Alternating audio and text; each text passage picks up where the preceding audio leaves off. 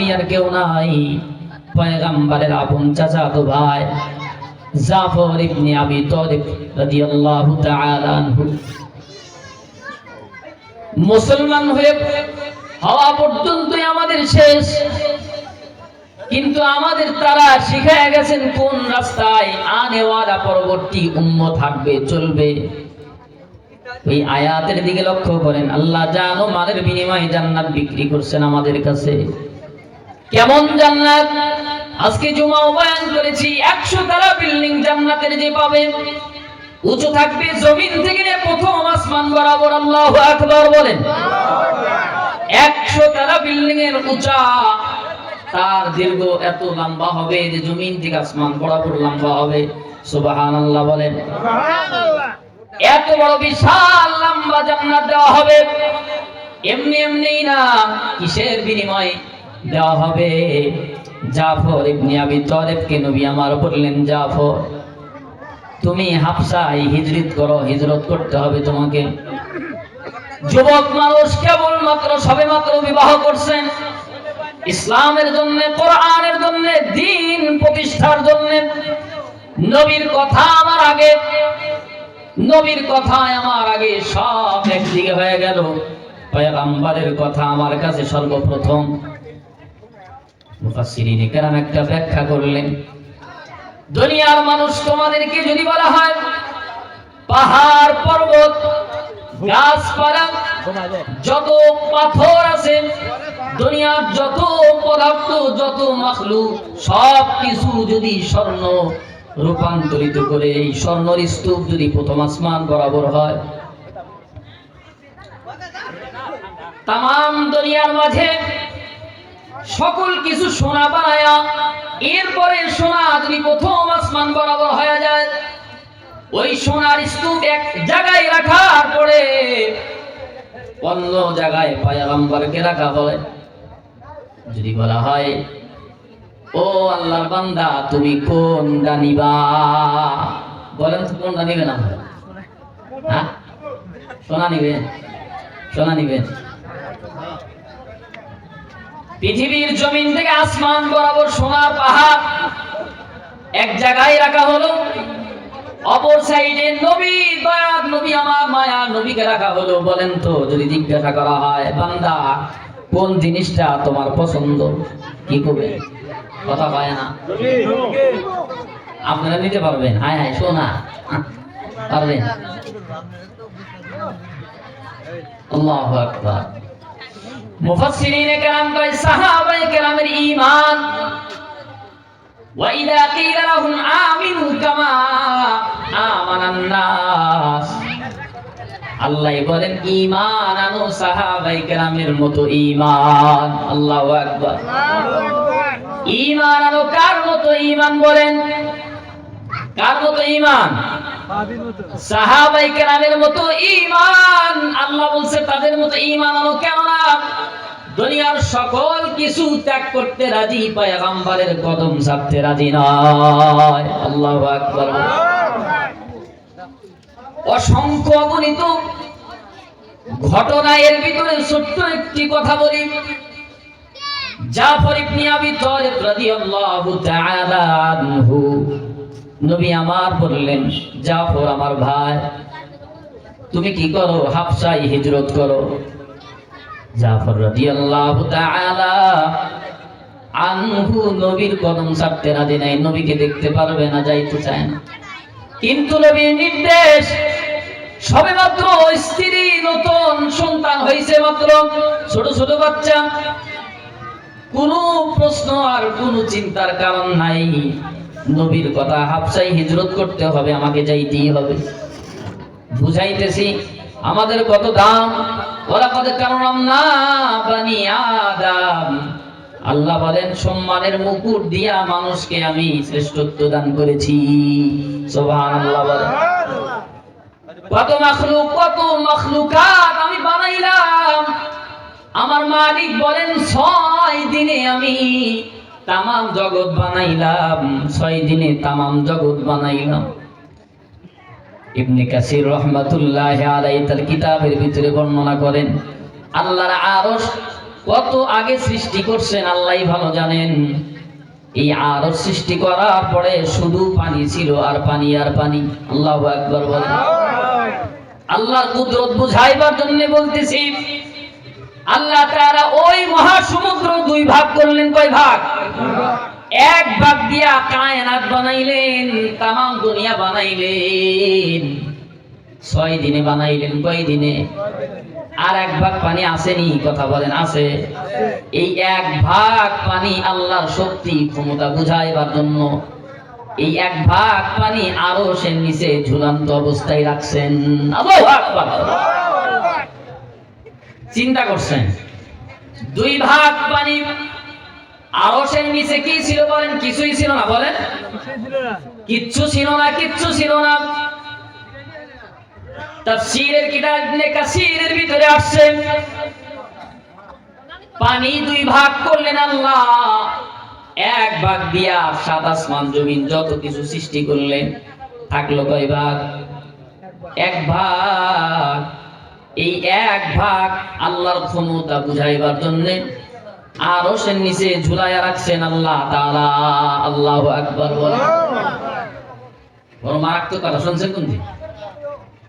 আরশের নিচে পানি ঝুলাইয়া রাখছেন। খুঁটিবিহীন আল্লাহ তাআলা আসমান ঝুলন্ত অবস্থায় রেখে দিয়েছে। কথা বলেন ঠিক না বেঠিক? ছোট্ট একটা ঘর দেই, খুঁটি না দিলে বলি ঝড়ে খায় এরা শেষ করে দিবে। আল্লাহ কত বড়, তার বিচার কত বড়। আরো আমি বিক্ষিপ্ত আলোচনা করি একটু বুঝাইবার জন্য। দয়া নবী আমার, মায়া নবী আমার বসে রইলেন। জিবরিল আইসা হাজির। নবী আমার আবদার করলেন, ভাই জিবরাইল, আমার বড় শখ, দুইটা প্রশ্ন করব। কি প্রশ্ন? জিবরিল আলাইহিস সালাতু ওয়াস সালাম বললেন, ইয়া রাসূলুল্লাহ, আপনি করেন, প্রশ্ন করেন।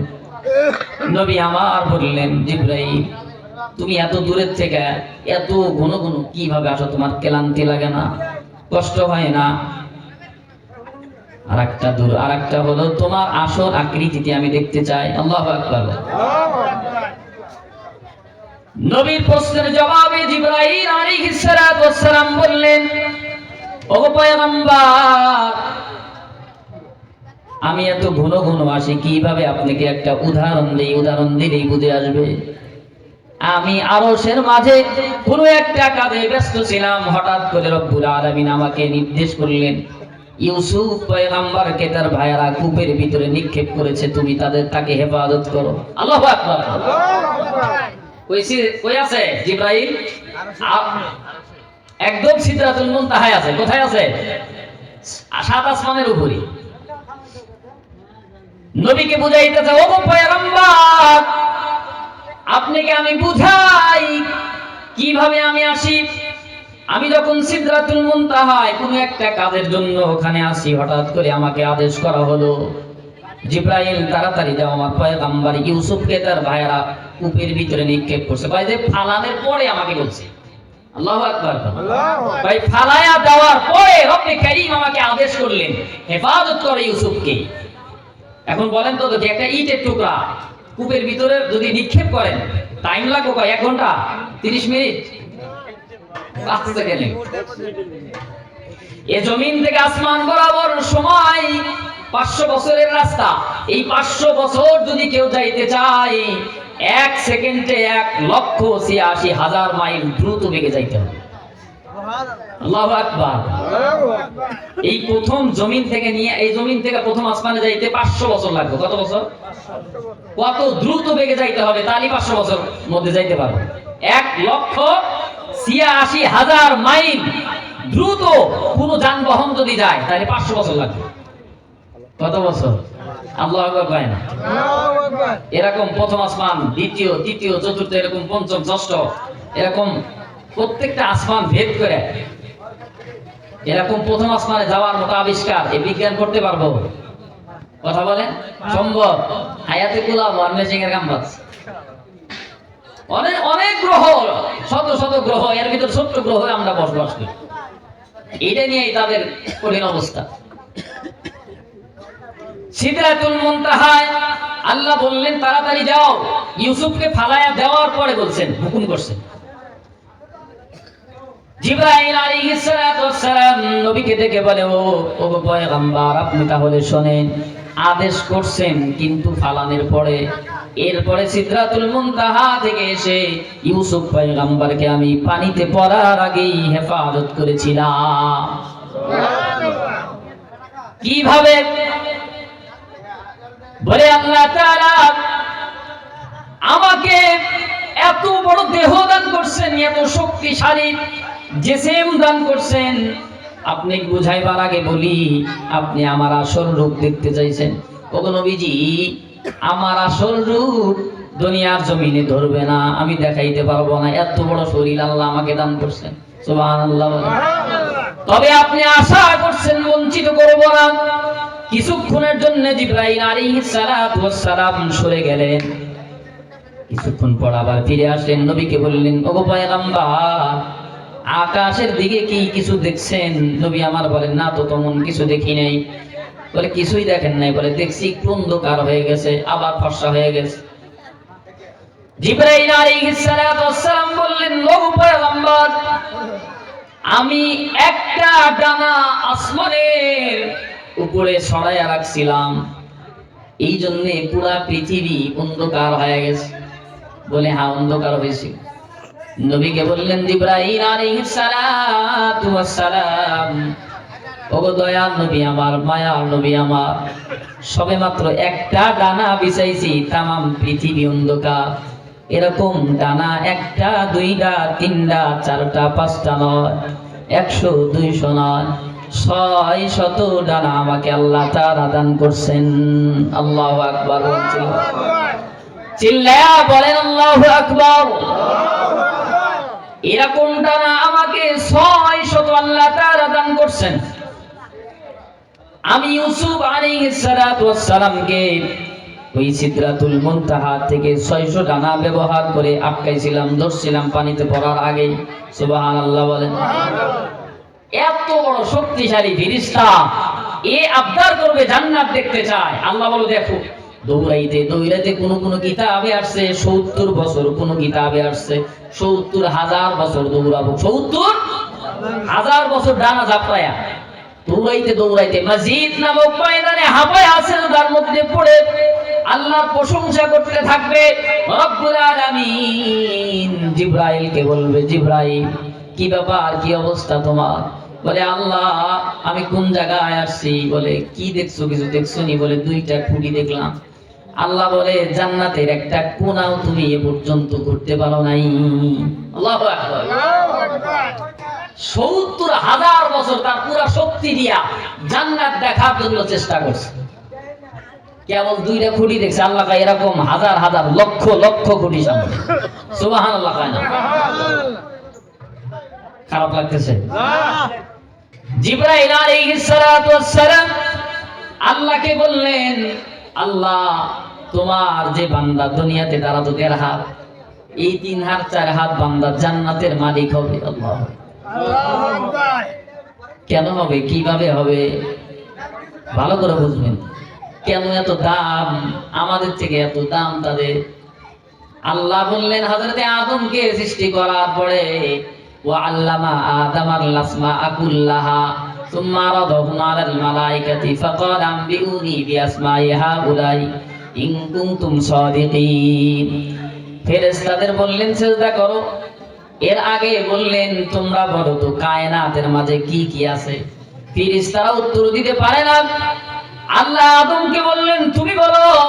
হযরতে আদম আলাইহিস সালাম আল্লাহর সামনে লক্ষ লক্ষ কোটি কোটি ফেরেশতাদের সামনে ওই সৃষ্টি লগ্ন থেকে কিয়ামত পর্যন্ত যত কিছু জমিনে আসবে একদম আদা, রসুন, জিরার নাম পর্যন্ত বলে দিলেন। আল্লাহু আকবার। এত জ্ঞান। ওয়াল্লামা আদামাল আসমাআ কুল্লাহা থুম্মা আরাদাহুম আলাল মালায়েকা। এই যে জ্ঞান শিক্ষা দিবেন, এই জ্ঞান এত দাম, এত দাম। আপনারা একটু পরিষ্কার ভাবে বোঝার চেষ্টা করেন যে নামাজের থেকে ইলমের মর্যাদা আকাশচুম্বী অনেক বেশি। কেন? আরে ভাই, নামাজ যে পড়বেন, আপনার কোরআন তেলাওয়াত ছাড়া নামাজ হবে? তাহলে ইলম, আল্লাহর ওহীর ইলমের মাধ্যমে নামাজ কায়েম করা হয়। এই ইলমের চর্চা মাদ্রাসা ছাড়া শুদ্ধ কোথাও পাওয়া যাবে না। এটা ওপেন চ্যালেঞ্জ। নামাজের থেকে গুরুত্ব কঠিন ওয়াজ হয়তো আপনাদের একটু বোঝার জন্য কষ্ট হইতেছে, কথা বলেন ঠিক না? জ্ঞান, ইলম, সূরা ফাতিহা ছাড়া নামাজ হবে এইটা আল্লাহ আগে শিখতে বলছে। ছোট্টবেলায় যখন এটা শিখলেন না, নামাজ পড়বেন কি দিয়ে? আপনি নামাজ হবে? তরকারি রান্না করতে মশলার প্রয়োজন হয়, কথা বলেন ঠিক না? যত উন্নত মানের তরকারি হোক না কেন, গোশত হোক না কেন, যদি লবণ মশলা না দেন এটা খাওয়া যাবে? খাবেন আপনি? নামাজের ভিতরে মাসআলার প্রয়োজন, এগুলি যদি আপনার না থাকে কি দিয়ে নামাজ পড়েন? আল্লাহ কি বোকা? কথা কয় আল্লাহ কি বোকা? আল্লাহ বোঝে না? আল্লাহ কিছুই বোঝে না, চালাকি বোঝে না, বোকা আপনি এমনি দাঁড়ায় কি কি করলেন না করলেন। আল্লাহু আকবার। মানুষ দাঁড়ায় নামাজ পড়ে গেল। মুসলমান ইমানদার ভাইরা রে আমার, নামাজ হলো আমানত। নবী আমার রেখে গেছেন উম্মতের কাছে আমানত, আল্লাহর হুকুম, ফরজে আইন। মেরাজ করছেন আল্লাহর নবী আরশে আজিমে যায়, আর বান্দা মেরাজ করবে নামাজের ভিতরে গিয়া, সিজদার ভিতরে। সালাতু মিরাজুল মুমিনিন, বান্দার মেরাজ হবে নামাজে। সুবহানাল্লাহ করেন। এটা নবীর কারণে এত বড় মর্যাদা, এত বড় মর্যাদা শুধু আমার আপনার পয়গম্বরের খাতিরে আল্লাহ তাআলা এত বড় মর্যাদা দান করলেন। আমার আপনার যেখানে ইচ্ছা, যে জায়গায় ইচ্ছা সিজদা দিতে পারবো। পক্ষান্তরে যত আম্বিয়ায়ে কেরাম, যত নবী রাসূল জমিনে আসেন, তাদের জন্য নির্দিষ্ট জায়গা ছিল, নামাজ পড়ার জন্য তাদের নির্দিষ্ট জায়গা আল্লাহ তাআলা বাতলায় দিতেন, এই জায়গার ভিতরে ইবাদত করবা।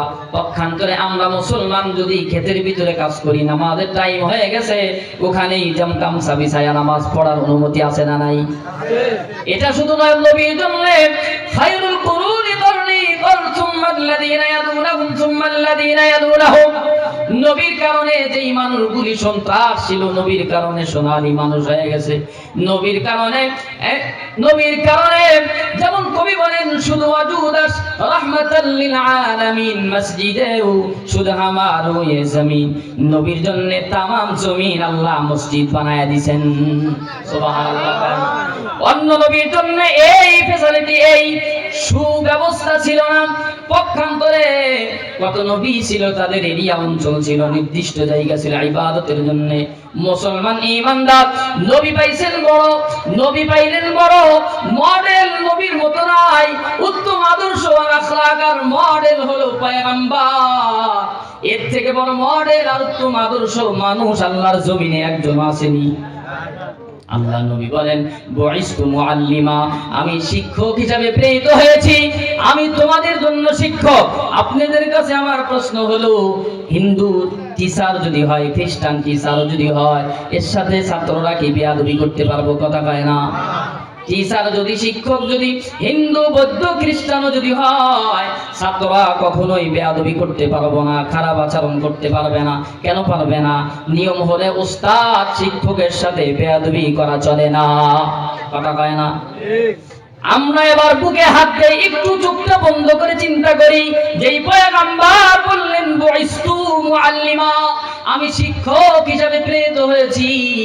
নবী আমার বললেন আমি শিক্ষক, আমরা সবাই ছাত্র। নবী আমার যা আদেশ করলেন, যা নিষেধ করলেন, আমরা যদি না মানি, নবীর হাতে হাউজে কাউসারের পানি কপালে জুটবনি। বিসমিল্লাহি ওয়া আলা মিল্লাতি রাসূলিল্লাহ বলে কবরের মাঝে রাইখা দেয়। নবীর ছাত্রর যোগ্য ছিলাম না, মসজিদে যায় নাই, নবীর সুন্নতের উপর আমল ছিল না। কোন শিক্ষকের কথা মতো যদি ছাত্র না চলে, এই ছাত্র বড় দামি হয় না? কথা কয় না? বড় দামি হয়। শিক্ষক থেকে দূরে যায়, লেখাপড়া তার শেষ, ভাই পাগল হবে, না হলে সংসার জীবনে অশান্তি হবে।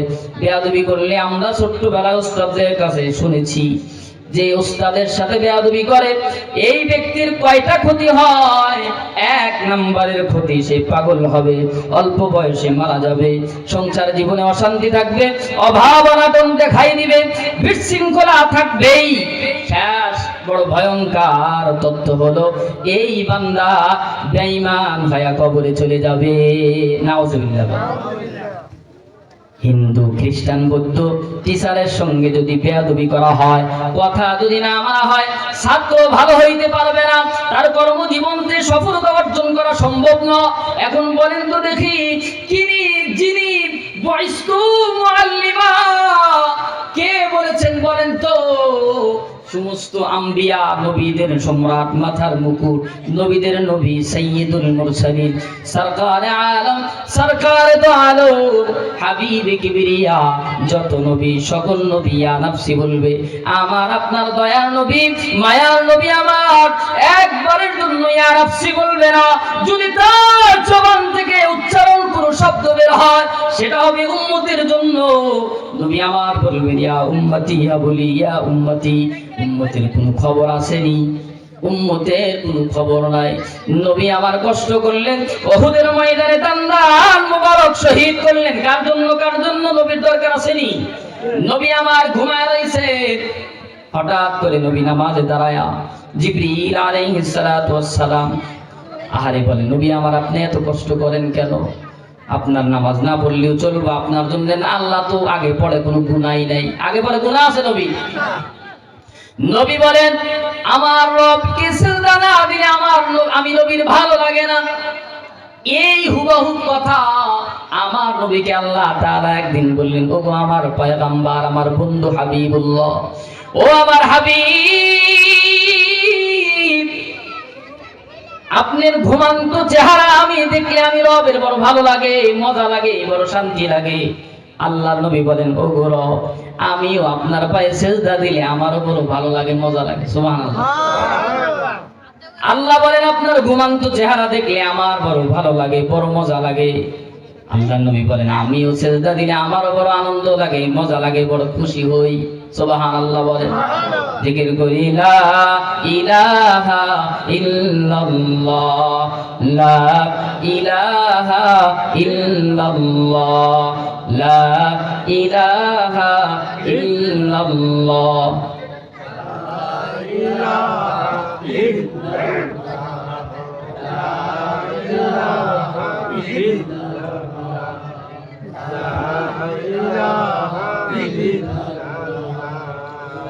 লা ইলাহা ইল্লাল্লাহু মুহাম্মাদুর রাসূলুল্লাহ সাল্লাল্লাহু আলাইহি ওয়াসাল্লাম। আল্লাহর পয়গম্বর তার ভাই জাফর ইবনে আবি তালেবের কথা মনে আসেনি? দ্বীনের জন্য কি পরিমাণ ত্যাগ করলেন, আমরা কি করি? জাফর ইবনে আবি তালেবকে বলা হলো হাবশায় হিজরত করো। জাফর ইবনে আবি তালেব হাবশায় হিজরত করলেন, নবী আমার মদিনায় চলে গেলেন। যাওয়ার পরে খবর দিলেন হাবশায় থেকে সাহাবায়ে কেরাম ফিরছে। কয় বছর পরে? 7 বছর পর। কয় বছর? কথা কা 7 বছর হিজরত করার পরে আল্লাহর নবী খবর দিয়েছেন জাফর ইবনে আবি তালেবের সঙ্গে সাক্ষাৎ করতে চাই। জাফর ইবনে আবি তালেব মদিনায় চলে আসলেন। ওই সময় আপনি 8 হিজরির আগে না পরে সম্ভবত জাফর ইবনে আবি তালেব যে আসতেছেন, নবী আমার জাফর ইবনে আবি তালেবকে দেখে এত খুশি, এত খুশি। এইদিকে মুসলমানরা খায়বারের দুর্গ বিজয় করছেন। নবী আমার বলেন, আমি কি খায়বারের দুর্গ বিজয়ে খুশি না জাফরের আগমনে খুশি? আল্লাহ, কোনটাই খুশি আমি নবী বুঝতেছি। সুবহানাল্লাহ। জাফর ইবনে আবি তালিব রাদিয়াল্লাহু তাআলা আনহু 7 বছর স্ত্রী সন্তান থেকে হাফসায় ছিলেন। এরপরে নবীর সাথে সাক্ষাৎ দীর্ঘদিন পরে হঠাৎ করে যুদ্ধের দামামা বেজে গেল। নবী আমার বললেন, জাফর তোমাকে যুদ্ধে যেতে হবে, সেনাপতির দায়িত্ব পালন করতে হবে। কেবলমাত্র আছে, কোনো কথা নাই। জাফরকে বলা হলো, যায়েদ বিন হারেসাকে বলা হলো, আব্দুল্লাহ বিন রাওয়াহাকে বলা হলো। জাফর ইবনে আবি তালেব বিদায় নিলেন। আমি সংক্ষেপে বলতেছি, জাফর ইবনে আবি তালেব রাদিয়াল্লাহু তাআলা আনহু স্ত্রীর কাছে চলে গেলেন। গিয়া বলেন, প্রাণের স্ত্রী আমার, পয়গম্বর আমাকে যুদ্ধের জন্য নির্দেশ করেছে, এখন পয়গম্বরের নির্দেশ আমার কাছে আকার চুম্বিয়ে ছাড়ার কোনো বিকল্প চিন্তা করার কোনো রাস্তা নাই। স্ত্রী জড়ায় জড়ায় বলে, কান্দে আর বলে, স্বামী, অল্প বয়সে আপনার ঘরে আসছিলাম, আপনি 7 বছর পতান্তরে 8 বছর বাইরে ছিলেন, পরে আসলেন। আপনাকে আমি যেতে দিতে চাই না, আমার মন চায় না আপনাকে ছেড়ে দেই। কিতাবের ভিতরে আসছে, বাচ্চারা কান্দে, জড়ায়া ধরে বলে, বাবা কই যাও, কই যাও। কিতাবের ভিতরে আসছে, জাফর সন্তানের চেহারার দিকে তাকায় না, কারণ সন্তানের চেহারার দিকে যদি চোখ পড়ে যায়, বলেন তো সহ্য করা যাবে নি। জাফর একবারের জন্য সন্তানের চেহারার দিকে তাকায় না। সন্তান জড়ায় ধরে বলে, বাবা কই যাও। মারাত্মক অবস্থা। নবী আমার বলছেন, যদি যায়েদ বিন হারেসা যদি শহীদ হয়ে যায়, জাফর তুমি সেনাপতির দায়িত্ব পালন করবা। জাফর যদি শহীদ হয়, আব্দুল্লাহ বিন রাওয়াহা বোঝার আর বাকি নাই। জাফর জীবনের শেষ বিদায়ের জন্য স্ত্রীর কাছে আসছে, সন্তানের কাছে আসছে। কথা বলেন ঠিক না ঠিক? সন্তান ধরে ধরে বলে, বাবা কই যাও, কই যাও। জাফর রাদিয়াল্লাহু তাআলা আনহু একবারের জন্য সন্তানের দিকে তাকাইলেন না, কোলের মধ্যে নিলেন না, চুমু দিলেন না। আবেগ আপ্লুত হয়ে যাবেন, সহ্য করা সম্ভব না। জাফর একটা জিনিসই সামনে দেখলেন, নবীজির হুকুম নির্দেশ, এর কাছে সব কিছু তুচ্ছ, সব কিছু তুচ্ছ। জাফর তাইয়ার রাদিয়াল্লাহু তাআলা আনহু জিহাদের ময়দানে চলে গেলেন, শহীদ হয়ে গেলেন। বলেন তো আমরা কতটুকু দ্বীনের জন্য ত্যাগ করছি, কতটুকু আল্লাহর জন্য ত্যাগ করি, কতটুকু করি? জাফর তাইয়ার রাদিয়াল্লাহু তাআলা আনহু কত বড় বিশাল ত্যাগ করলেন। আমরা দ্বীনের জন্য, ইসলামের জন্য কিভাবে পাইলাম, কিভাবে ইসলাম আসলো, একবারের জন্য ভাবি না। আমরা মনে করি মুসলমান হইলাম, নামাজ আদায় করছি, রোজার মাসে রোজা রাখলাম, এরপরে মানুষকে খাবার দিলাম, মাহফিল দিলাম, এরপরেই জান্নাত। না না, বড় কঠিন জান্নাত। আপনারা শুনলে অবাক হবেন, অবাক হবেন। জান্নাত কেমন আর ভয় কি, আল্লাহ কি, কবর কি, এ ব্যাপারে এমন একজন মহিষী নারী, এমন একজন বিখ্যাত নারী, যার নাম এমন কোন মানুষ মুসলমান ইমানদার জানে না, যার নাম জানা নাই। হযরত সাইয়েদনা ফাতেমা রাদিয়াল্লাহু তাআলা আনহা, ইনি কত বড় একজন দামি আল্লাহর বান্দি, কত বড় দামি একজন আল্লাহর বান্দি। জান্নাতি রমণীদের সরদার ইনি হবেন, জান্নাতি রমণীদের সরদার হবেন, সরদারিনী হবেন। হাসান হুসাইনের আম্মা হযরতে আলীর স্ত্রী, কলিজার টুকরা কার, রাহমাতাল লিল আলামিনের কলিজার টুকরা, কত বড় দামি একজন আল্লাহর বান্দি। এই আল্লাহর বান্দি কিতাবের ভিতরে বর্ণনা আসছে, আল্লাহর বান্দি রোজার মাস ঘুমায় গেছেন, রোজার মাস ঘুমায় গেলেন। আল্লাহর ভয়, কবরের ভয়। আল্লাহর বান্দি রোজার মাস রমাদান মাস ঘুমায় গেলেন। স্বপ্নের ভিতরে বিশ্ব নবী, দয়ার নবী আমার, মায়ার নবী আমার ফাতেমা রাদিয়াল্লাহু তাআলা আনহার ঘরের ভিতরে ঢুকে পড়ছেন। স্বপ্নের ভিতরে নবী আমার কি যেন খোঁজে, কি যেন খোঁজে। আম্মা জান হযরতে ফাতেমা রাদিয়াল্লাহু তাআলা আনহা নবীকে বলে, ও গো আব্বা জান, কি তালাশ করেন ঘরের ভিতরে, কি তালাশ করেন? নবী আমার জবাব দেয়, দয়ার নবী আমার, মায়ার নবী আমার জবাব দেয়, ফাতেমা মা আমার, তুমি তো আজকে রাত্রে সেহরি খাবা তোমার স্বামীর সঙ্গে, হযরতে আলীর সঙ্গে, কিন্তু আজকের সেহরি খাওয়ার পরে যে ইফতার হবে, আমি পয়গম্বর তোমার আব্বা জানের সাথে তোমার ইফতার হবে। আল্লাহ। হযরতে সাইয়েদনা ফাতিমা রাদিয়াল্লাহু তাআলা আনহা বিচলিত হয়ে গেলেন, চিন্তায় পড়ে গেলেন। উঠলেন, স্বামীকে এই কথা কিভাবে বলি? যদি বলি আমার স্বামী খাবার খাবে না, সেহরি করতে পারবে না, কারণ আমার স্বামী এত মহাব্বত করে, কলিজার থেকে বেশি মহাব্বত হযরতে সাইয়েদানা ফাতেমাকে করে হযরতে আলী, তার সেহরি খাওয়া হবে না, কষ্ট পাবে অনেক।